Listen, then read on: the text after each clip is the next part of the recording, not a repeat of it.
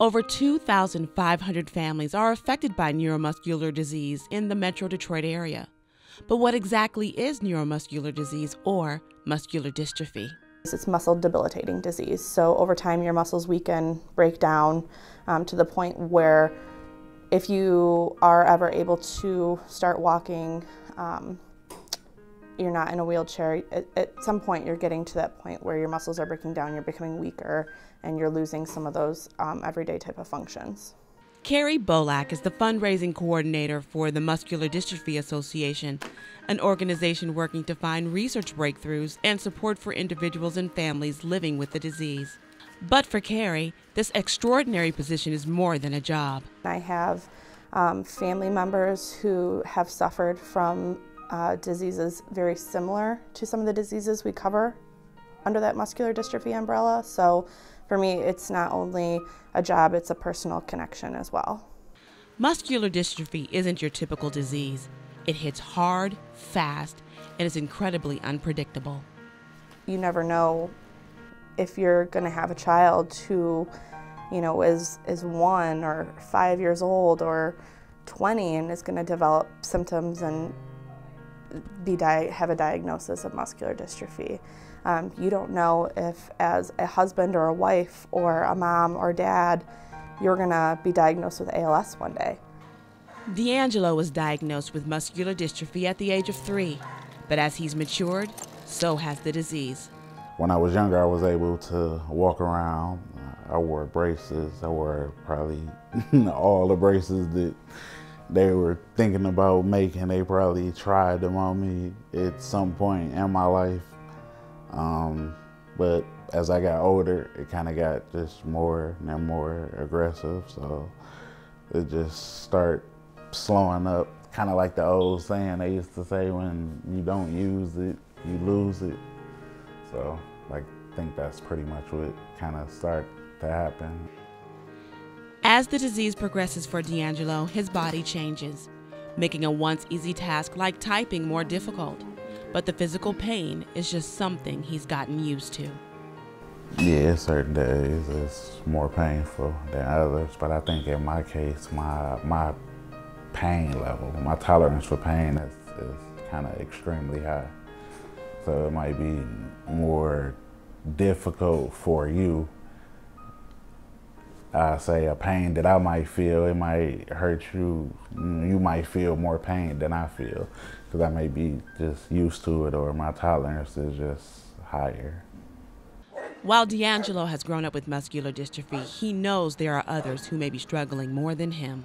I would tell a child with muscular dystrophy that I know there's going to be a lot of times that you feel that you're alone, but you're not alone. There's a lot of other kids and adults who are going through exactly what you're going through. Brother and sister Devin and Sakaya showed symptoms of muscular dystrophy at the age of 3 and 4. But their mom, Aretha, who is living with cerebral palsy, knew long before they were diagnosed. They got it from their father. So they told her that it was a 50-50 chance that they were going to come out with the same disability that he had. Sakaya, the most outspoken of the two, wants to be a fashion designer when she grows up. And Devin is into video games like most teenage boys. But in between their dreams and aspirations, they have to deal with things that most children simply don't. My legs sometimes hurt in the cold. Yeah, our muscles sometimes hurt. And they get sore sometimes. And we have to get out of our chair if we sit in there too long, and it makes our body sore. Like any parent, Aretha remembers her children's milestones. But just as easy, she remembers the stages of the disease.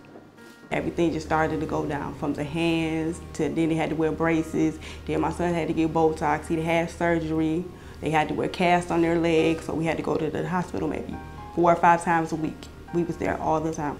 It's just really these last few years that's really hard. Since they can't walk and they're gotten bigger, it's harder to physically do things as far as I can't lift them because they're both about 80 pounds. Let's face it, some kids can be mean. And Sakaya, a straight-A student now headed to high school, has had to hear some pretty cruel things. people say like I can't walk, or they say that my legs are fake and stuff, and that I'm skinny and all of that.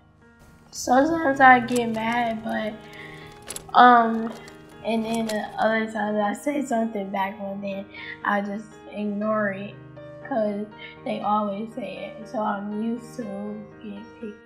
Aretha encourages Devin and Sakaya to always express their feelings to her, whether it's kids at school or the physical challenges. I can transfer, like, from chair to bed, but sometimes I fall off and I can't get up back on it. There are days I just be wanting to scream. There are days I want to cry. I even do cry. I might not do it in front of them, but, just to, because sometimes you got to get that out. So, but I try not to let them see me be too down, because it's not going to help them be able to go into the world if I'm always negative or I'm always down. I try not to do that. It ain't easy, though. It ain't. The MDA knows how difficult it can be for families living with muscular dystrophy. Relying solely on donations, they partner with other organizations to raise funds for those in need. And for 13 consecutive years, through the Fill the Boot campaign, the Detroit Fire Department has responded. Firefighters literally go out on the street asking for donations to help the MDA. And the team responsible for organizing and rallying the troops, fire engine operator Verdine Day and Sergeant Darnell McLaurin. Standing at 6'2" and weighing 320, and somewhat intimidating, Sergeant McLaurin, also known as Tiny, might not be the first person that comes to mind when you're talking about charity.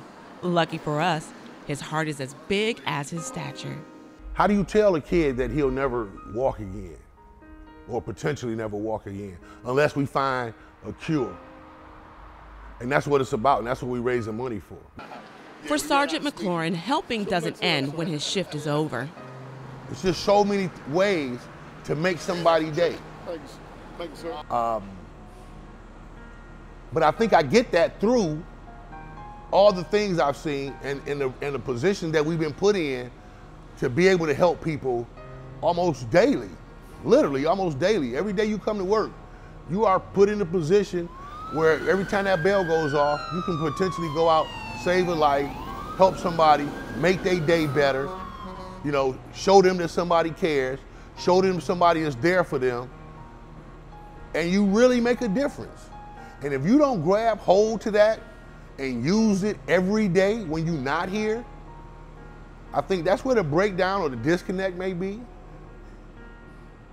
But it becomes a way of life. It becomes a way of to survive. These kids are our future. And if we could find any kind of cure for them, we need to do it. Verdine Day, who greets everyone with a hug instead of a handshake, gives all the credit to the Detroit firefighters. A lot of these guys, if they're out there filling the boot and they have to go to a fire, they'll come back and go still completely do that fill the boot again, because they're so dedicated to these children. That's a nice 5.0, my brother. I love it. Thank you, my brother. Fill the boot. Thank you, good sister. We appreciate you. We usually catch people at their worst. You know what I mean? This is people at their best. You know what I mean? When they giving back, we usually catch them when it's a tragedy. This is something good. You know what I mean? We don't get that all the time. So I appreciate doing this as much as I appreciate helping people. Verdine has several reasons why she helps muscular dystrophy patients, but there's one reason that remains close to her heart. Matthew was our ambassador for the state, and he wound up being the ambassador of the International Association of Firefighters Convention, which I think it was in Vegas. And he came up and spoke and saying how grateful he was and everything. Well, 2 days into the convention, Matthew died. And they announced it, they announced it at the convention. And my first year meeting Matthew, he was walking. We helped do our little painting and everything in our boot camp. And then Matthew, about 2 years later, I seen Matthew, he was in a wheelchair. Then after a while, Matthew couldn't use his arms, so they had to get him a different wheelchair with the little stick to move the wheelchair around. And after before the convention was over with, Matthew passed. And that touched me because of the fact that maybe 2 weeks after Matthew passed, they found something that could possibly keep him alive for another 6 years. Now, during this date, the ailment that he had, they have a cure for it. He may not still have walked, but he still would have been alive. All the money raised by the Fill the Boot campaign remain local, servicing Metro Detroit patients and their families. Funds are used for medical research, care centers, transportation, support groups, and medical equipment. But the most beloved benefit, for the kids anyway, is the summer camp, a week-long camp held in Lexington, Michigan. We send over anywhere between like 105 to 115 kids every year. It costs MDA $2,000 to send one child to camp for the week. That covers all of their meals, lodging, all that good stuff. So it's totally free to the patients and their families, and the kids love it. I like to go to the beach and see my friends. Tree climbing and swimming. Ice cream. Yeah, ice cream and the dance and everything, and we get to hang with people that's just like us, and it's fun. If I can get up there every summer, I would go back every summer just to be a kid and do it all over again. It gives these kids the 1 week of the year that they can actually go and feel normal. When we take them away from camp, the parents could really have a vacation, whether they go anywhere or not, because they don't have to constantly oversee their kids. My kids make sure I get that application in. They be like, Mama, did you fill it out yet? Did you get our stuff yet? They be on me. And when I say I don't hear from my kids for a week, I don't hear from neither one of them for a week. Neither one of them calls me, don't have nothing to do. It's like once I drop them off, they go this way, I go that way. Thanks to the leadership of Darnell and Verdine, over the past 13 years, the Detroit Fire Department has raised more than $400,000 for muscular dystrophy patients in Metro Detroit. I don't think I could say enough about Tiny and Verdine. They are two of the best people I've ever met. They would do anything for anyone. They are so deserving of everything, and they are so selfless. If they had a penny to their name and you needed it, those are the two people who I've met that would give you their penny. The dictionary defines hero as a man of distinguished courage or ability. And that's what Darnell, Verdine, and the men and women of the Detroit Fire Department are. They show it every day, running toward danger instead of from it. But just their small act of kindness toward those in need proves to us all, to make a difference, you don't have to be a hero. You just have to be human. Over the course of the last 12 years, I met lots of families. And so giving up on them would be like giving up on my own family and friends. I'm certainly not going to do that. So why would I give up on them? To help Detroit families living with muscular dystrophy, donate right now. Go to filltheboot.donordrive.com/team/Detroit L344.